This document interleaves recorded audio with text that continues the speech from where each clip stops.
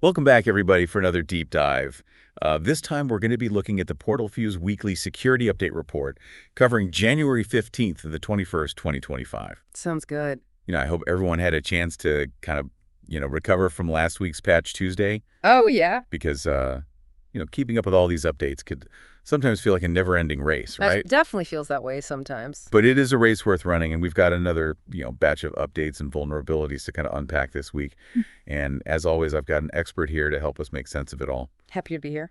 All right, so looking at this week's report, is there anything that jumps out at you right away? Well, the PortalFuse Weekly Security Update Report has 15 new CVEs published by Microsoft this week, 0 updated ones, and 3 corresponding KB articles. Okay. The one that is most concerning to me is a critical vulnerability affecting the Windows Secure Kernel Mode, CVE 2025-21325. Oh, yeah, I saw that one. Yeah, this vulnerability allows for privilege escalation to the secure kernel by overwriting page table data, leading to a total loss of confidentiality, integrity, and availability of the system. That sounds pretty serious. Yeah, it is. And what makes it even more concerning is that exploiting this vulnerability only requires low privileges and no user interaction for an attacker to compromise the system locally. So an attacker who already has limited access to a system could then potentially gain full control without anyone doing anything. Exactly. Wow, okay, so that's definitely something to be aware of. Yeah, and the report indicates that 11 Windows versions are affected, spanning across various builds and architectures. Okay. This includes Server 2025, Windows 11 24H2, Windows 10 22H2, Windows 11 22H2, and Windows 10 21H2. So that's a pretty widespread impact. Yeah, a pretty widespread impact across the Windows ecosystem. What about the fix for this? So KB articles 5050021, 5050009, and 5049981 address this vulnerability. Yeah. System administrators need to prioritize deploying these updates as soon as possible. No time to waste on that one. No time to waste. Okay. Aside from this critical vulnerability, what else stood out to you for this report? The report also highlights a series of vulnerabilities related to Microsoft Edge, all stemming from issues within the Chromium open source software. Right. While there are numerous CVEs, the good news is they can all be addressed with a single Edge update. That's good. So that's the silver lining there. All right. Well, let's walk through some of these Edge vulnerabilities. What's the first one that kind of caught your eye? The first one here is CVE 2025-2185.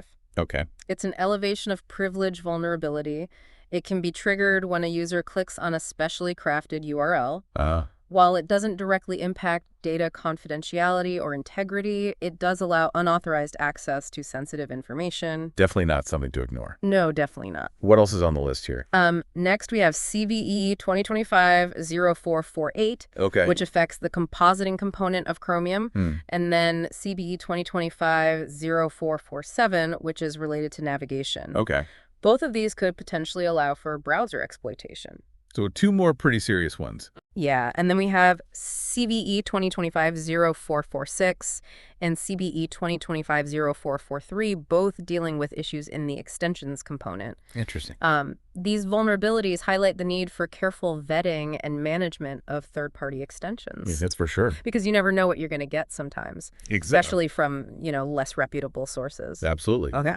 So moving down the list here, I'm seeing CVE 2025-0442 affecting the payments feature. What's the concern with that one? Well, this vulnerability could potentially allow an attacker to gain access to sensitive payment information. Thanks. Also, there's CVE 2025-0441, which is tied to fenced frames. Okay. Another potentially critical issue that could allow for cross-site scripting attacks. Oh, wow. So it seems like each one of these is kind of like another way in. Yeah, pretty much. All right. So moving on, we've got a whole cluster of vulnerabilities related to other browser functionalities here. Yeah. Let's break those down a bit. What are we looking at? So we're looking at vulnerabilities in full screen functionality. Okay. That's CVE 2025-0443, followed by frames, which is CVE 2025-0439. Okay. And tracing CVE 2025-0438. There's also a vulnerability in the metrics component, which is CVE 2025-0437. Okay. Each of these vulnerabilities allows for exploitation of various weaknesses within Chromium's codebase. So it seems like we've got a lot of ground to cover here with these Edge vulnerabilities. We do, but it's not as overwhelming as it seems. Okay. Remember, the good news is that all of these Edge vulnerabilities can be patched by upgrading to the latest version, which is 132.0 or 0.2957 5.7.115. Okay. This update includes all the fixes necessary to address these Chromium-related issues. All right, well, that's definitely reassuring to hear. Yeah. So we've covered a critical Windows kernel vulnerability and a whole series of vulnerabilities within Edge. What else do we need to know from this week's report? One more vulnerability related to Microsoft Edge is CVE 2025-0434, Okay. involving out-of-bounds memory access in the V8 JavaScript engine. Yeah.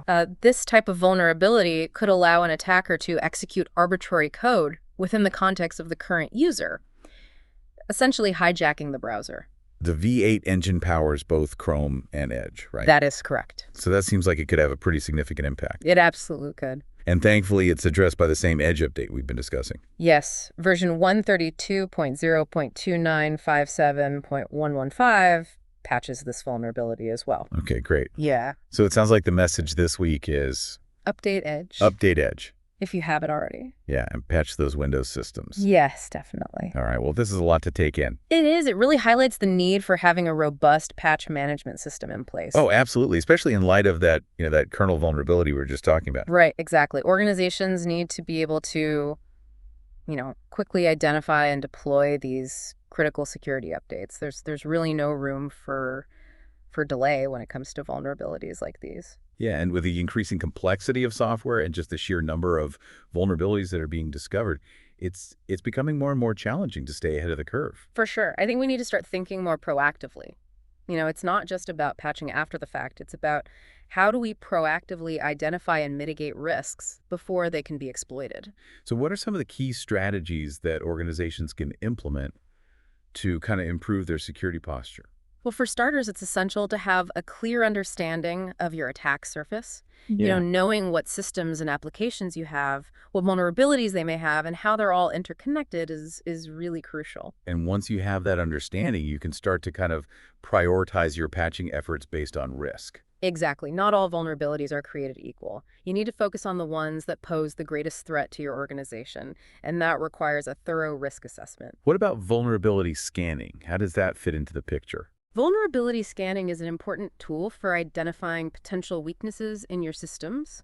It can help you, identify known vulnerabilities that can be exploited by attackers, but it's important to remember that vulnerability scanning is just one piece of the puzzle. It's not a silver bullet. Right, it's not a substitute for a comprehensive security strategy. Exactly. You need to combine vulnerability scanning with other security measures, like intrusion detection firewalls and security awareness training.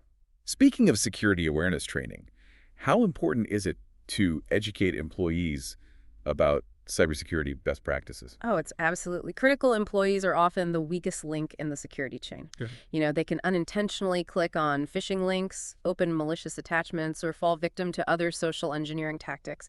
And by providing regular security awareness training, you can help your employees understand the risks and how to protect themselves and your organization. It sounds like a multi-layered approach is really key when it comes to cybersecurity. It definitely is. There's no single solution that will protect you from all threats. You need to have a combination of technical controls, security policies, and employee awareness to create a truly secure environment.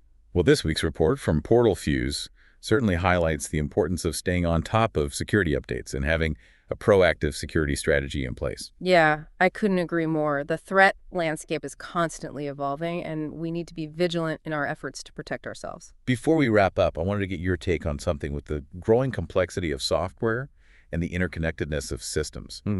Are we reaching a point where traditional security measures are no longer enough? That's a really interesting question. I think it's safe to say that the traditional perimeter-based security model is no longer sufficient. We need to adopt a more holistic approach to security that takes into account the entire attack surface. What does that look like in practice? It means moving beyond simply trying to prevent attacks and focusing on building resilience into our systems. It means being able to detect and respond to attacks quickly and effectively. And it means having a plan for recovering from attacks and minimizing their impact. So it's about shifting from a purely defensive mindset to a more proactive and adaptable approach to security. Exactly. We need to be able to anticipate and respond to threats in real time, and that requires a combination of technology processes and people. So to wrap up this week's PortalFuse report, really drives home the point that we need to be proactive about security, always be learning and adapting to the changing threat landscape. Yeah, couldn't agree more. We can't just, set it and forget it when it comes to security. Absolutely. So Out of everything we talked about today, what stood out to you the most from this report? For me, it's that kernel vulnerability we talked about. Yeah. It's just a stark reminder that even the most fundamental parts of our systems can be vulnerable.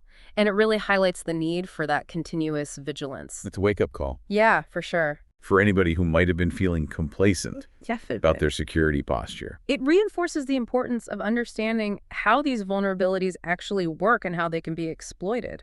Absolutely. Knowledge is power when it comes to cybersecurity. And it's not just about knowing the technical details, it's about understanding the broader context. The motivations of attackers and that whole evolving threat landscape. Right. We need to be thinking like the attackers if we want to stay ahead of them. Exactly. We need to be constantly learning, adapting, and evolving our security strategies. Well, this has been a really informative deep dive. Thanks again for joining us and sharing all your insights with us. My pleasure. Always happy to talk security.